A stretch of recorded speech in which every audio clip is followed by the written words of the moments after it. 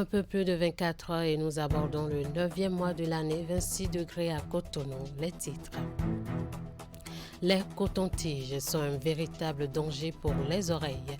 C'est ce que vous allez découvrir dans ce reportage que nous propose une équipe de la rédaction sur l'hygiène de ces organes très sensibles. Comment entretenir les oreilles? La réponse dans ce journal. Ils sont réunis à Cotonou pour mener des réflexions sur la façon de mieux légiférer, mieux contrôler et mieux évaluer les politiques publiques. Il s'agit des parlementaires réunis au sein du réseau des parlementaires africains pour l'évaluation du développement APNOD. C'est à l'occasion de la 9e Assemblée générale annuelle du réseau. Les précisions à suivre. Et puis, deux grandes résolutions sont issues de la 54e session ordinaire du Comité interparlementaire de l'Union économique et monétaire ouest-africaine à Cotonou. Elles sont liées à la sécurité et aux affres des inondations dans la sous-région. Suivez dans cette édition le compte-rendu de la cérémonie de clôture. À nouveau, bonjour. Les oreilles, organe déterminant l'ouïe, est l'une des parties du corps humain régulièrement nettoyée par certaines personnes. Et pour ce faire, l'outil par convenance est le coton-tige. Il arrive également que d'autres accessoires soient sollicités. Une pratique déconseillée par les spécialistes qui estiment que cela peut endommager l'oreille. Comment doit se faire l'hygiène des oreilles? Quelles sont les bonnes pratiques? Éléments de réponse dans ce reportage que nous propose Marlène Azinogwe. Pour nettoyer mes oreilles, j'utilise coton-tige. Je prends le coton-tige et que je nettoie correctement l'intérieur pour faire sortir les cérumen. Comme Jacob, nombreux sont ceux qui utilisent le coton-tige, les bûchettes d'allumettes ou autres accessoires pour nettoyer leurs oreilles. Ce geste très vite arrivé à la moindre gêne au niveau des oreilles peut conduire chez le médecin ortho-rhino-laryngologiste comme ce jeune garçon qui est venu faire le lavage de ses oreilles ce matin. Il ressent des douleurs atroces et sa mère a décidé de l'amener en consultation. Parfois, quand on finit le bain, j'ai l'habitude de prendre le coton-tige pour dire, parfois peut-être il y a de l'eau qui est rentrée dans l'oreille, donc c'est souvent comme ça, on procède au nettoyage des oreilles, mais j'ai constaté que il a certainement mis quelque chose dans l'oreille au moment où moi je ne suis pas là, ou bien au moment où il s'amuse avec ses soeurs ou son frère en question. Donc, ce qui a commencé par lui donner des malaises au niveau des oreilles, ce qui nous a amenés ici ce matin. L'oreille comporte deux grandes parties, le pavillon et le conduit auditif.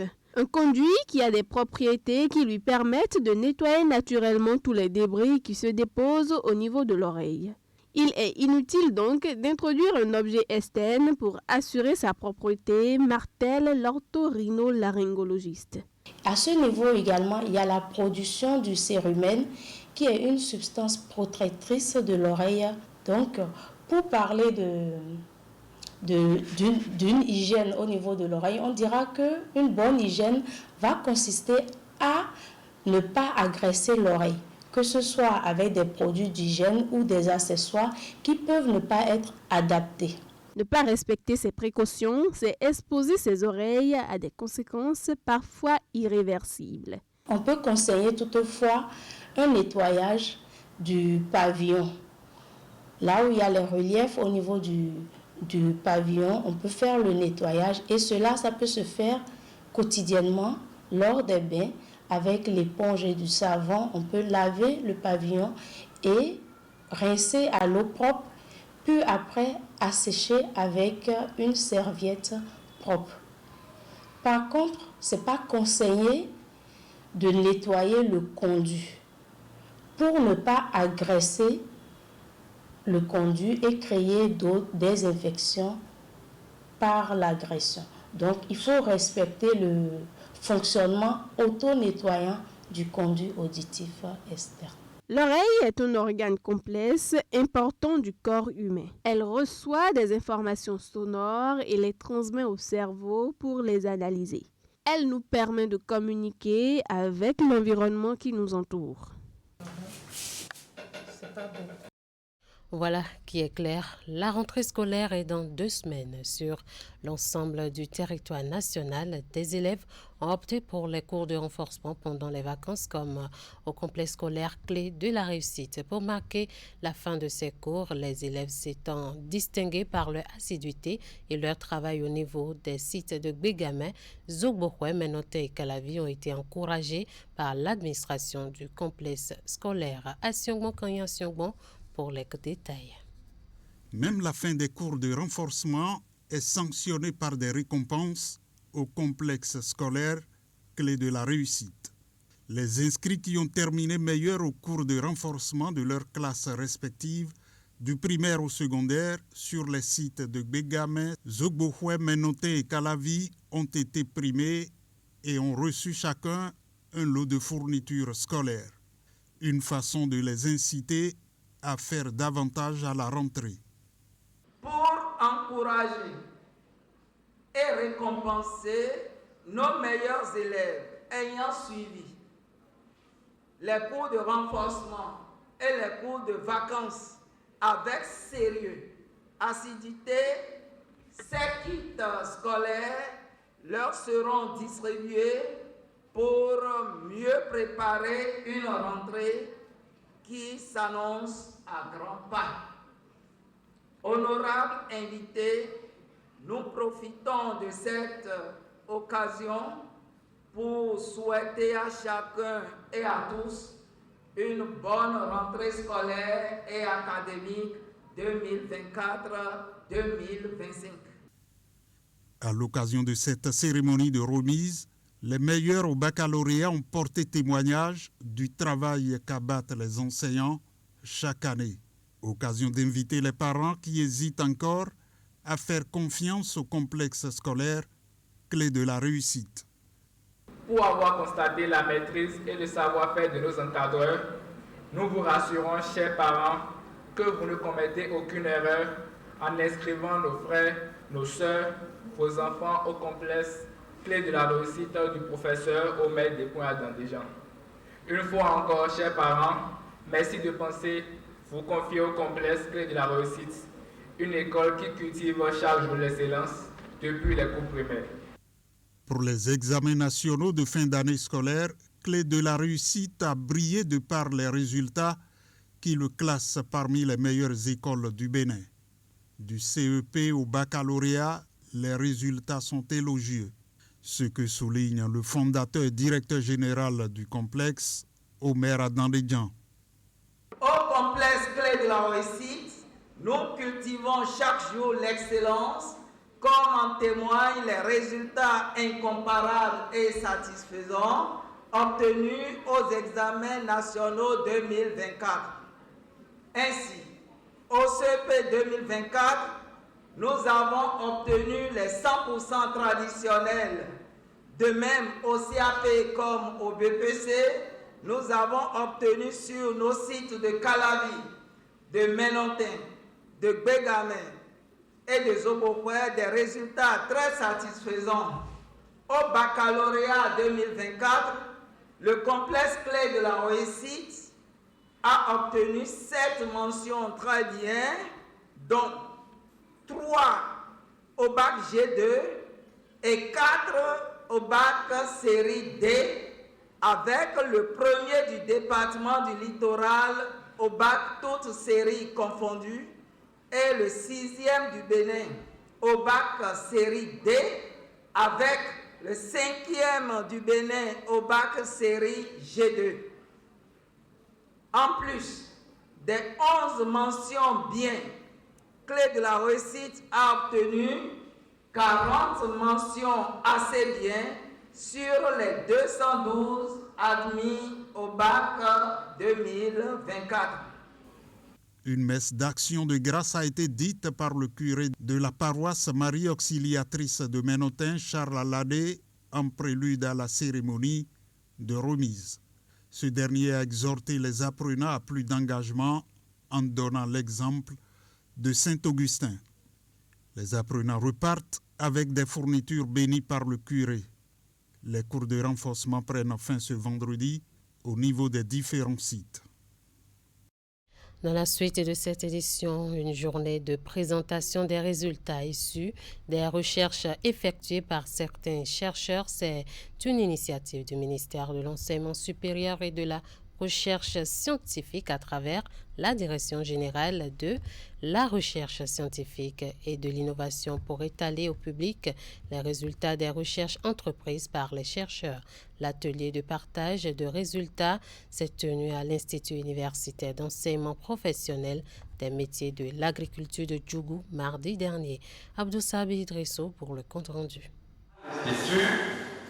Nous avons plusieurs Les différentes activités que mène l'Institut universitaire d'enseignement professionnel des métiers de l'agriculture de Djougou, présentées à l'assistance par le directeur Clément Ogni. C'est l'une des activités inscrites dans l'agenda de la journée de partage et d'appropriation des résultats de recherche et d'innovation, initiée par la Direction générale de la recherche scientifique et de l'innovation et placée sous le thème entrepreneuriat et ODD. Cette journée vise à présenter au public les différents résultats issus des recherches scientifiques. Nous avons décidé de rompre avec ce silence coupable à travers cette activité. Comme nous le savons très bien, notre président de la République, Patrice Talon, a décidé de rompre avec un système éducatif qui ne sait que former des chômeurs. C'est pour ce fait que ce soit au niveau secondaire comme universitaire, ce sont les formations professionnelles qui seront désormais privilégiées. Nous devons changer de paradigme. Et c'est ce pourquoi la Direction générale de la recherche scientifique et de l'innovation a initié cette activité en collaboration avec la SDSN Bénin pour qu'on améliore nos façons de produire. Je remercie particulièrement l'Institut universitaire d'enseignement professionnel et le réseau SDSN pour cette action concertée pour que ces journées puissent avoir lieu ici. Pour le directeur de la recherche et des études stratégiques au ministère de l'économie et des finances, les contraintes qui empêchent le développement de la recherche et de l'innovation au Bénin doivent être levées. Au nombre de ces contraintes, le faible niveau de valorisation et de visibilité des résultats de recherche a été identifié dans le PAG. La levée de ces contraintes passe par la dissémination, la promotion et la vulgarisation des résultats de recherche scientifique. C'est dans cette perspective que le réseau SDSN Bénin s'associe à la Direction générale de la recherche scientifique et de l'innovation en vue de l'organisation de cette journée de partage de connaissances. La présente activité est inscrite au plan de travail annuel du ministère de l'Enseignement supérieur et de la Recherche scientifique. 9e Assemblée générale annuelle du réseau des parlementaires africains pour l'évaluation du développement APNOD. La rencontre va permettre aux parlementaires venus des diverses régions africaines de focaliser leurs travaux sur le thème « Une décennie de renforcement des capacités des parlementaires africains pour mieux légiférer, mieux contrôler et mieux évaluer les politiques publiques ». Réflexion, collaboration et perspective. Les travaux de ces assises ont été lancés mercredi à Cotonou par le président de l'Assemblée nationale. Voici le compte-rendu de Wouliat Sanoussi présenté par Florence Bossa. La 9e Assemblée générale annuelle du réseau des parlementaires africains pour l'évaluation du développement APNOD s'ouvre ici à Cotonou. Elle réunit plus d'une cinquantaine de députés béninois et d'autres venus d'une douzaine de pays africains. La rencontre qui marque la célébration des 10 ans du réseau porte sur le thème « Une décennie de renforcement des capacités des parlementaires africains pour mieux légiférer, mieux contrôler, mieux évaluer les politiques publiques, réflexion et collaboration et perspective ». Après une décennie d'existence, il est donc nécessaire de marquer un arrêt pour évaluer le chemin parcouru. C'est justement cet exercice qui sera le point d'orgue de notre activité. Il faut, au-delà de changer les choses, mettre à jour, voire réfléchir à de nouvelles stratégies pour de meilleurs résultats pour notre réseau. Je sais que nous avons obtenu des résultats, mais nous devons également de nous poser la question si ces résultats sont satisfaisants et s'ils répondent à la vision des pères fondateurs de notre réseau. Créée en 2014, l'APNOD a pour vision de promouvoir l'efficacité du développement et la croissance inclusive en Afrique à travers l'utilisation des données probantes issues de l'évaluation du développement lors de la prise de décision et de l'élaboration des politiques. Les assises ont connu la présence du vice-président de l'Assemblée nationale d'Algérie et de la responsable division évaluation indépendante du développement de la Banque africaine de développement qui appuie le réseau. Depuis 2010, le Bénin s'est résolument engagé dans un processus d'institutionnalisation de l'évaluation et il est particulièrement satisfaisant de constater les progrès remarquables réalisés au fil des ans. Le président de l'Assemblée nationale du Bénin salue également les avancées réalisées grâce au réseau. En effet, dans le cadre de sa mission de contrôle de l'action gouvernementale, le Parlement béninois veille en permanence à ce que les politiques publiques soient mises en œuvre de manière efficace et transparente. En tant que plateforme dédiée au renforcement des capacités des parlementaires africains, l'APNOD a joué un rôle déterminant dans la promotion de la culture de l'évaluation sur le continent. Grâce à ces initiatives, les parlementaires africains sont désormais mieux outillés pour contrôler l'action gouvernementale, légiférer de manière plus éclairée et représenter les intérêts de leurs concitoyens avec beaucoup plus de rigueur. Cependant, il est certain que le développement ne peut se mesurer uniquement à travers des indicateurs économiques. Il doit être soutenu par des politiques publiques efficaces et une gouvernance transparente. Des formations et des panels sur diverses thématiques sont prévus au cours des travaux. Cette 9e Assemblée générale du réseau des parlementaires africains pour l'évaluation du développement APNOD prend fin ce vendredi 30 août. Et au cours de cette cérémonie de lancement, le député béninois Jérémie Domaron, président du réseau, a présenté les acquis de ces 10 dernières années, les difficultés rencontrées et les défis à relever par l'APNOD. On l'écoute. Lancé en mars 2014 par 25 parlementaires, membres fondateurs provenant de 7 pays africains, lors de la conférence Afréa qui s'est tenue à Yaoundé, au Cameroun, il regroupe des parlementaires, des parlements et des partenaires techniques engagés pour la promotion de la fonction de l'évaluation. L'APNOD s'efforce donc de combler le fossé entre les évaluateurs et les parlementaires. Après bientôt 10 ans d'existence, notre réseau commence à atteindre de la maturité avec un nombre important de parlementaires membres, plus de 700 venant de 29 parlements et sénats africains à la date de ce jour, 4 parlements membres institutionnels, et je veux nommer le Zimbabwe, le Maroc, le Soudan du Sud, le Bénin et récemment le Maroc. Beaucoup de chapitres nationaux dont les plus actifs sont les chapitres de la Côte d'Ivoire, du Cameroun, du Zimbabwe, du Bénin et celui du Maroc. Le démarrage de l'institutionnalisation dans nos différents pays et notamment dans nos différents parlements. La participation du réseau à beaucoup de rencontres internationales sur l'évaluation des politiques publiques. La mise en place de notre site web pour une meilleure visibilité du réseau. Comme vous le savez, nos succès connus n'ont pas été sans difficultés, dont les plus importantes sont, entre autres, la très faible mobilisation des ressources pour la mise en œuvre correcte de notre plan d'action, la faible adhésion des parlements et sénats en tant que membres institutionnels, la mise en place et le fonctionnement des sessions nationales dans beaucoup de nos parlements, la mise en place d'outils et de stratégies pour l'institutionnalisation de l'évaluation.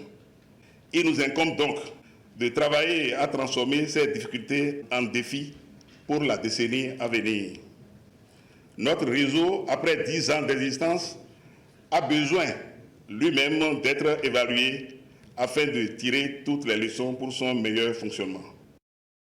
Fin de la 6e consultation du réseau des institutions nationales des droits de l'homme en Afrique de l'Ouest. Les échanges sur le thème « Rôle des institutions nationales des droits de l'homme dans la promotion d'une paix, d'une sécurité et d'un développement durable en Afrique de l'Ouest » ont pris fin hier 29 août 2024 à Cotonou.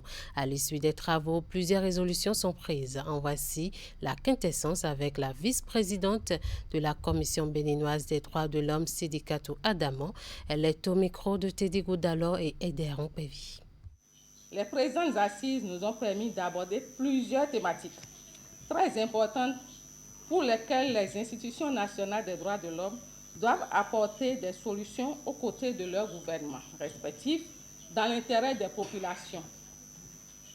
Les débats fructueux qui ont eu lieu ont essentiellement porté sur la contribution des institutions nationales des droits de l'homme pour assurer une paix, une sécurité, un développement durable dans notre sous-région ouest africaine, le droit à l'éducation pour les enfants déplacés internes en Afrique de l'Ouest et dans la région du Sahel, l'approche fondée sur les droits de l'homme pour faire face au terrorisme ou à l'extrémisme violent en Afrique de l'Ouest et dans la région du Sahel, la pertinente question de la migration et du déplacement interne en Afrique de l'Ouest et dans la région du Sahel.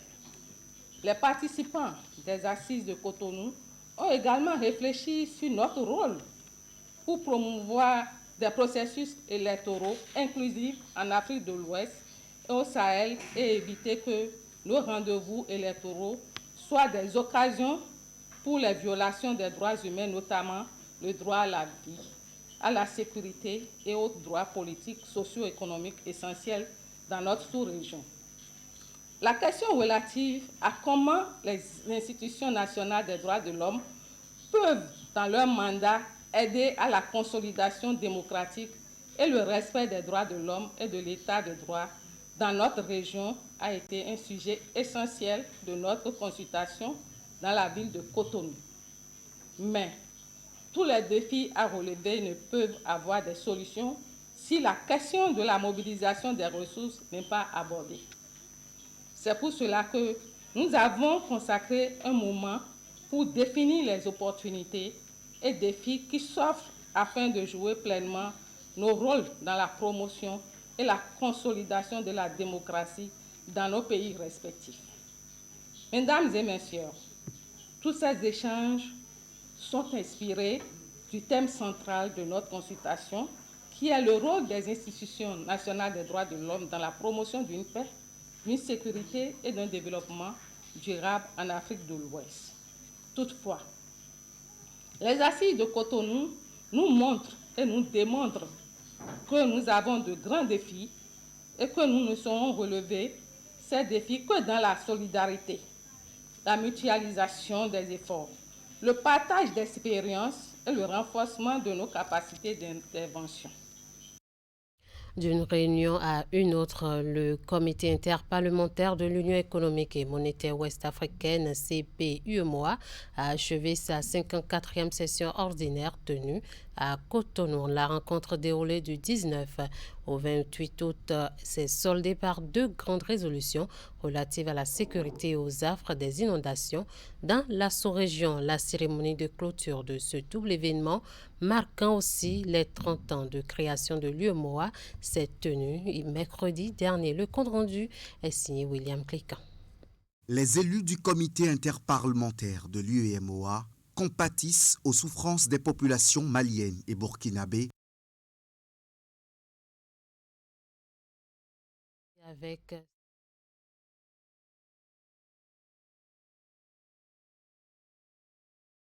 Les élus du comité interparlementaire de l'UEMOA compatissent aux souffrances des populations maliennes et burkinabées frappées de plein fouet par de récents actes terroristes. La première résolution de cette 54e session ordinaire est consacrée à la question. Le comité interparlementaire de l'UMOA, vivement préoccupé par les conséquences dramatiques de la situation sécuritaire qui prévaut dans ces pays frères, soucieux de contribuer à instaurer un environnement de paix, de sécurité et de stabilité dans l'espace UMOA, condamne avec la plus grande fermeté les attaques barbares dont sont victimes les populations civiles et militaires du Burkina Faso et du Mali. La seconde décision adoptée au cours de ces travaux est relative aux dégâts causés par les inondations dans 4 pays de l'espace UEMOA, le Burkina Faso, la Côte d'Ivoire, le Mali et le Niger. Le comité interparlementaire de l'UEMOA salue les efforts déployés par les autres autorités des pays impactés pour apporter une assistance aux populations concernées en vue de contenir les effets dévastateurs